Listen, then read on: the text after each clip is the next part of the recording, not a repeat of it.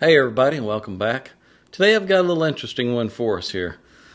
And before I really get into it, I want to say keep in mind that I often hear from feedback from a lot of you guys that I only like my own speakers, or I just always bash on whatever I'm working on and talk bad about whatever company's product that I've got that's been sent in. And I want to remind you guys to keep in mind we only work on what people send in, and we only get sent in products that people are not happy with, that they've got issues with, or they want to improve it. So that's what comes in the door.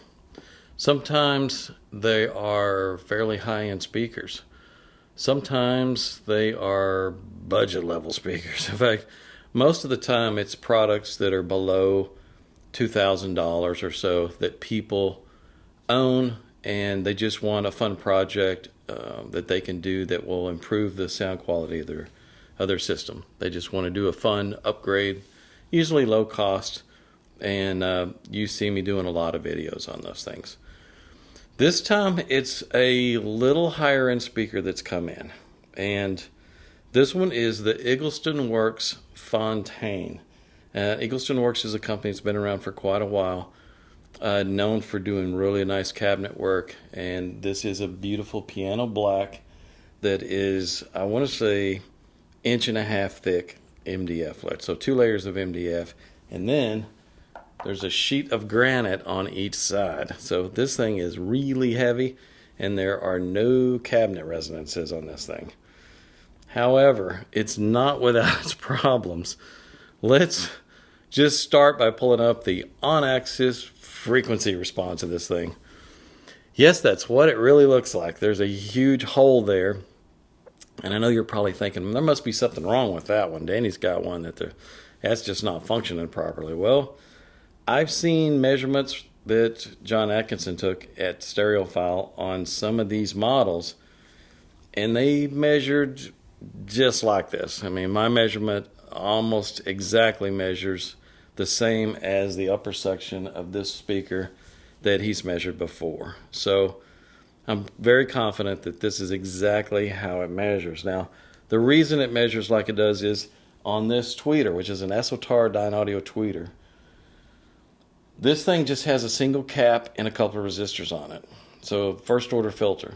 These 2 Morel drivers that are wired in series have nothing on them. They're just playing till they naturally roll off, and that doesn't work very well. That huge hole that you see is where the response of the tweeter and the response of these 2 drivers are arriving out of phase, and they're just causing a huge suck out there. Big cancellation. We call that comb filtering, and that is really, really what's going on in this situation.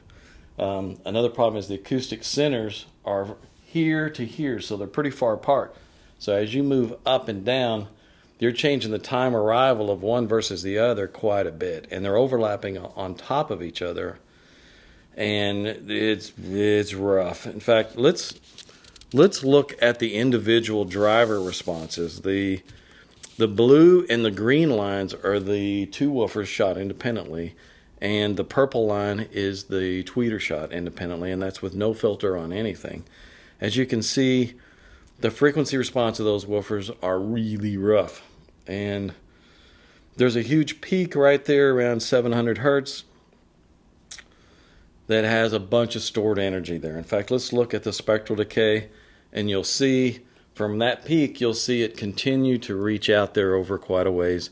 That's stored energy, and so that's going to tend to smear anything within that range. So I really had my work cut out for me, and I really didn't know if I'd be able to do anything with it. The first thing I did was take the woofer measurements independently, and I took the top woofer and shot the response on that and just tried to configure a network on it that would smooth that response out, which didn't work. I mean, it's just too far gone. I can't make a silk purse out of a cow's ear. Sow's ear, is that the way it goes? Out of a cow's ear, is that the expression?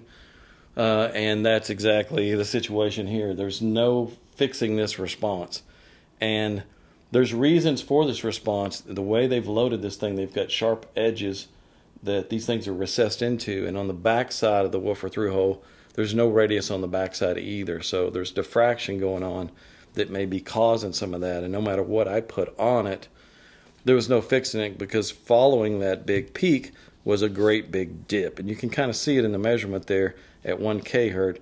There's a swing there of about 7 dB within a small range, and you simply just can't fix it. So I thought about maybe dropping in some different drivers, and I looked at some of our drivers to see if they would fit, and there was no fixing it. So I was kind of discouraged on it. I looked at the vertical and horizontal off-axis measurements, and let me just throw those up. The horizontal off-axis drops off normally, but the on-axis response is so bad, it's bad. If you look at the vertical off-axis, as you go up vertically and you are increasing the time arrival of the tweeter versus the woofers, in other words, the tweeter's coming forward as you're coming up, it straightens out a little bit, but not much. It's still really bad. The impedance curve on this thing is an easy curve because there's no crossovers changing anything, so we just have the woofers playing full out and the tweeters up top. There's a couple of big ports in the back, and that's where you see the little tuning there. It's stuffed pretty full of insulation, which is just full of polyfill, so the port's not super effective, but it is what it is. So I had some talk with the customer, and wasn't really sure that I could do anything with it, but we decided that we would at least flip the polarity on the tweeter and see if they actually come back into phase within the crossover region. So I did that. Now let's look at the new frequency response with just the tweeter polarity flipped, and you can see that it looks a lot better. In fact, it's choppy, and some of that is diffraction. There's sharp edges going around the top of the tweeter's range here, or physically around the top of the tweeter, that's causing some diffraction. Some of these edges here are kind of sharp, maybe causing some of that diffraction. So some of that in the upper frequency range, probably caused by that. Again, some of this diffraction on this area here may be causing some of it in the woofer's response, but overall, it's just bad. But it's a lot better. And let's look at the new spectral decay, and you can see that it still doesn't fix the problem. You know, there's still that woofers are ringing and going out there pretty far. If we look at the vertical off-axis going up, as we go up, they become out of phase again, and you see these huge cancellations. And as we go down, we're going out of phase in the other direction, and we're seeing cancellations going down. This is typical of using first-order crossovers or low-order filters, or filters where the drivers are crossing over into each other a lot. As you change the time arrival, you've got wavelengths that are arriving out of phase from the other. When you use slopes that are steeper that roll into each other, as you move up or down, you're changing the time arrival the same, but they're not falling over into each other so far, so you don't get some of these cancellation patterns. That's just typical problems when you use low-order filters or first-order filters and stuff. So I kind of thought that may be as far as I can go with it, but I kept looking at that stored energy, and I thought, you know, maybe I can just stick a notch filter on there and fix some of that. And of course, if with no crossover on it all, if you stick a notch filter straight to ground, it just causes it to short. So it had to be an inline filter where all the crossover parts, or the notch filter parts, the inductor, the capacitor, and the resistor, are all tied together. And so I did that, and let's look at the before and after. Let's look at the before and after frequency response. You can see I pulled that peaked area down and balanced it out a whole lot better. Let's look at it just individually now. You can see it's within plus or minus 2.5 dB, and so long as you stay with your ear right on that axis, you're within a range there. Looking at the spectral decay, you can see that just by turning it down in that area where it's ringing, it fixed a little bit of it. It lessened it in comparison to everything else, but of course it didn't get rid of it. The impedance, you can tell now, has changed a little bit because of the notch filter, but overall that fixed it a lot. If you look at the frequency response, the way it came in, and the frequency response of it now that I was just finished with it with a little tweak, you can see pretty dramatic change there. I'm sending the customer the notch filter. I'm sending him some tube connectors and some new wiring, and he's going to go through and fix these things. And have these things playing in a way that you could probably listen and enjoy the music. And yes, even some of the ridiculously expensive stuff that comes in are often not engineered very well. Now, I don't know what they're doing with some of their newer models. Maybe they've learned from this. This is an earlier model.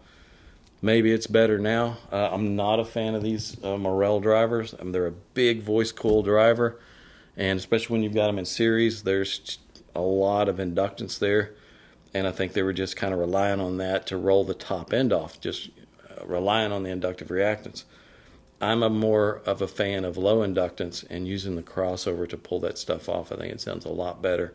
The problem that you have with these huge voice coil drivers is they sound lifeless and dead at low volumes. Until you got a lot of power on them, they finally open up a little bit and have a little bit better sound, but at low volumes they just sound dull as can be. But that is what it is. At least we were able to do something with this thing.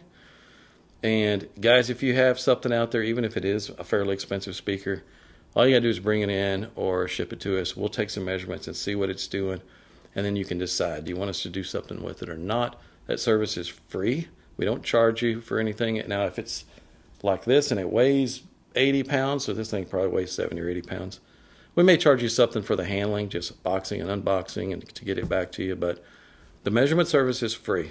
So if you want us to take a look at something that you've got, you can send it in and we'll look at it, and then we'll go from there.